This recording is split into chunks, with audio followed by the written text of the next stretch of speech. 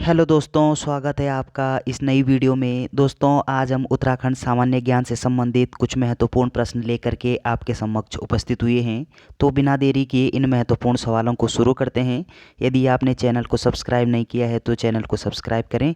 चलिए, इस वीडियो का पहला प्रश्न है, लड़ीधुरा मेला कहाँ लगता है। आपको बताना है कि लड़ीधुरा मेला ये किस जनपद में लगता है।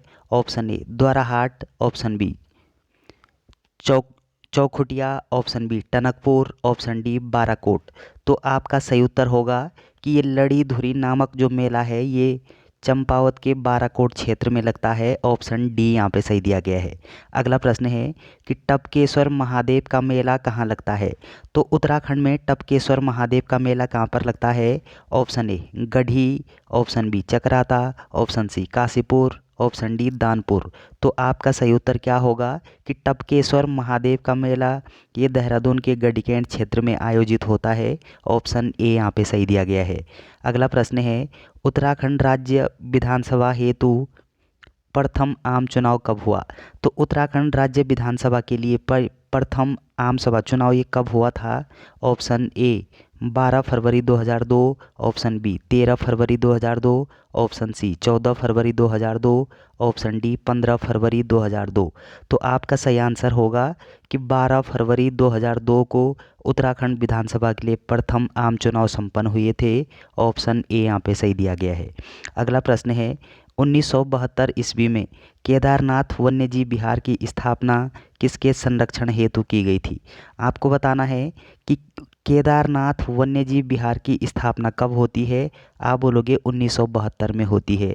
किसके संरक्षण के लिए की गई थी इसकी स्थापना। ऑप्शन ए खरगोश, ऑप्शन बी बाघ, ऑप्शन सी शेर, ऑप्शन डी कस्तूरी मृग। तो आपका सही आंसर होगा कस्तूरी मृग के संरक्षण हेतु वन्यजीव विहार कौन सा केदारनाथ वन्यजीव विहार की स्थापना हुई थी 1972 में। ऑप्शन डी यहाँ पे सही दिया गया है। अगला प्रश्न है कि टाइगर वॉच योजना शुरू की गई। उत्तराखंड में टाइगर वॉच योजना ये कब शुरू होती है। Option A 1990-91, option B 1991-92, option C 1993-94, option D 1995-96। तो आपका सही आंसर क्या होना चाहिए कि ये जो टाइगर वॉच योजना है ये कब शुरू होती है उत्तराखंड में। आपका सही आंसर होगा 1991-92 में। ऑप्शन बी यहाँ पे सही दिया गया है। तो टाइगर ये वॉच योजना ये 1991-92 में क्या होती है, प्रारंभ होती है। ऑप्शन बी यहाँ पे सही दिया गया है। अगला प्रश्न है, किन गीतों में गांव की पंचायतों का गुणगान किया जाता है।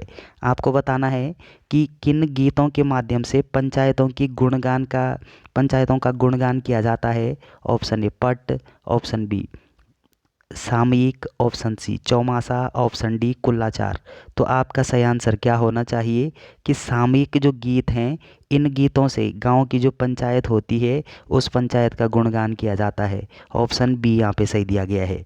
अगला प्रश्न है, किन गीतों में ठाकुरों और ब्राह्मणों का गुणगान किया जाता है। तो किन गीतों से होता है ठाकुरों और ब्राह्मणों का गुणगान। ऑप्शन ए चौफला गीत, ऑप्शन बी खुदेड़ गीत, ऑप्शन सी कुलाचार गीत, ऑप्शन डी इनमें से कोई नहीं।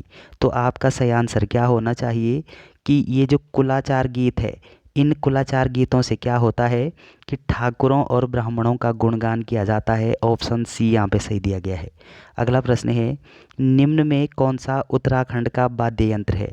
तो उत्तराखंड का वाद्य यंत्र बताना है आपको कौन सा है। ऑप्शन ए ऊंअर, ऑप्शन बी ढोल, ऑप्शन सी रौंटी, ऑप्शन डी उपयुक्त सभी। तो आपका सही आंसर क्या होना चाहिए कि उत्तराखंड का वाद्य यंत्र ये ढोल है और ये 2015 में वाद्य यंत्र घोषित किया गया था। ऑप्शन बी यहाँ पे सही दिया गया है। अगला प्रश्न है कि तुग्यल नामक आभूषण पहना जाता है। तो तुग्यल नामक जो आभूषण है ये कहाँ पे पहना जाता है। सिर में, ऑप्शन बी नाक में, ऑप्शन सी गले में, ऑप्शन डी कान में। तो आपका सही आंसर क्या होना चाहिए।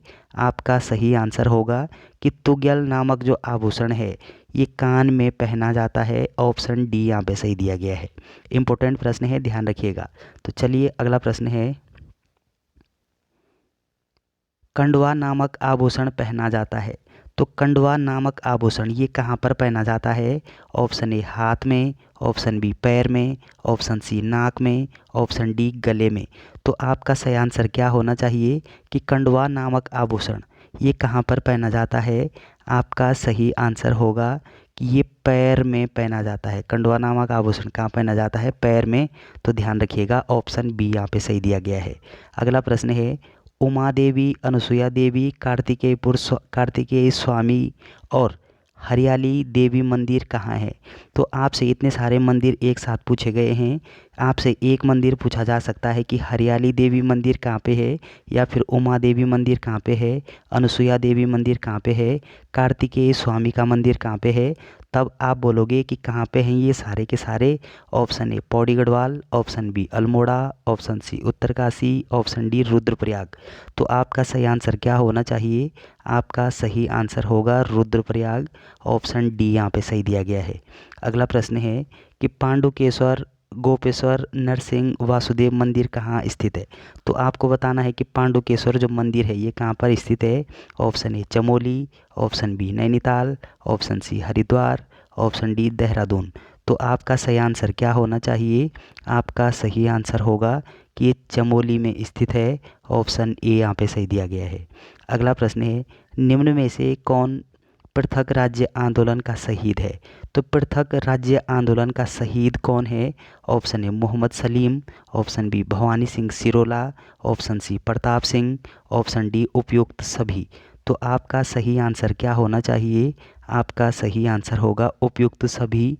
ये सारे के सारे आंदोलनकारी ये राज्य आंदोलन में शहीद हुए थे। ऑप्शन डी यहाँ पे सही दिया गया है। अगला प्रश्न है, निम्न में कौन सा युग्म बुग्यालों और अवस्थित के संदर्भ में सही है? ये आपको बताना है कि कौन सा बुग्याल कहाँ पे अवस्थित है। तो सही कौन सा दिया गया है? चोपता बुग्याल ये ऊखीमठ गोपेश्वर मार्ग में दिखाया गया है। ऑप्शन बी पंवाली कांठा ये टिहरी में दिया गया है। दयारा बुग्याल ये उत्तरकाशी में दिया गया है। उपयुक्त सभी। तो आपका सही आंसर क्या होगा कि उपयुक्त सभी ये सारे के सारे जो बुग्याल हैं वो कहाँ पे अवस्थित हैं, वो सारे के सारे यहाँ पे सही दिए गए हैं। ऑप्शन डी यहाँ पे सही है। अगला प्रश्न है, निम्न में से कौन सा सुमेलित नहीं है? आपको बताना है कि कौन सा यहाँ पे मैच नहीं कर रहा है। ऑप्शन ए श्रृंगकंठ ये उत्तरकाशी तिब्बत, ऑप्शन बी नीति चमोली व Tibet, option C Lipulekh Pithoragarh Tibet, option D Thangla Uttarkashi व तिब्बत। आपको बताना है कि यहाँ पे कौन सुमेलित नहीं है। आपका सही आंसर क्या होना चाहिए? आपका सही आंसर होगा श्रृंगकंठ। ये जो श्रृंगकंठ दर्रा है ये उत्तरकाशी तिब्बत यहाँ पे दिया गया है, ये गलत है। ऑप्शन ए यहाँ पे सही दिया गया है। अगला प्रश्न है कि Indian Institute of Remote Sensing कहाँ है? तो Indian Institute of Remote Sensing ये कहाँ पर अवस्थित है? Option A Nainital, option B Uttarkashi, option C Dehradun, option D Almora. तो आपका सही आंसर होगा कि Indian Institute of Remote Sensing ये देहरादून में स्थित है। ऑप्शन सी यहाँ पे सही दिया गया है। अगला प्रश्न है, निम्न में से किस स्थान पर आकाशवाणी केंद्र है? तो आकाशवाणी केंद्र ये किस स्थान पर है? Option A Pithoragarh, option B Udham Singh Nagar, option C Tehri, option D Almora. तो आपका सही आंसर क्या होना चाहिए? आपका सही आंसर होगा कि आकाशवाणी केंद्र ये अल्मोड़ा में अवस्थित है। ऑप्शन डी यहाँ पे सही दिया गया है। अगला प्रश्न है, मोनाल किस फसल को बहुत नुकसान पहुंचाती है? तो मोनाल किस फसल को नुकसान पहुंचाती है? ऑप्शन ए गेहूँ, ऑप्शन बी चावल, ऑप्शन सी आलू, ऑप्शन डी प्याज। तो आपका सही आंसर क्या होना चाहिए कि आलू को क्या करती है? सर्वाधिक हानि पहुंचाती है। ऑप्शन सी यहाँ पे सही दिया गया है।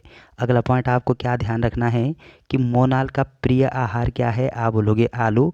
ऑप्शन सी यहाँ पे सही दिया गया है। अगला प्रश्न है, उत्तराखंड की आय में औद्योगिक क्षेत्र का योगदान है। तो उत्तराखंड की आय में औद्योगिक क्षेत्र का योगदान कितना है? Option A 21%, option B 23%, option C 25%, option D 27%। तो आपका सही आंसर क्या होना चाहिए? आपका सही आंसर होगा 23% योगदान है। ऑप्शन बी यहाँ पे सही दिया गया है। अगला प्रश्न है, निम्नलिखित में से कौन सी उत्तराखंड की जनजाति नहीं है? आपको बताना है कि उत्तराखंड की जनजाति कौन सी नहीं है। Option A Bhotia, option B Tharu, option C Boksa, option D Nag. तो आपका सही आंसर होगा नाग जनजाति।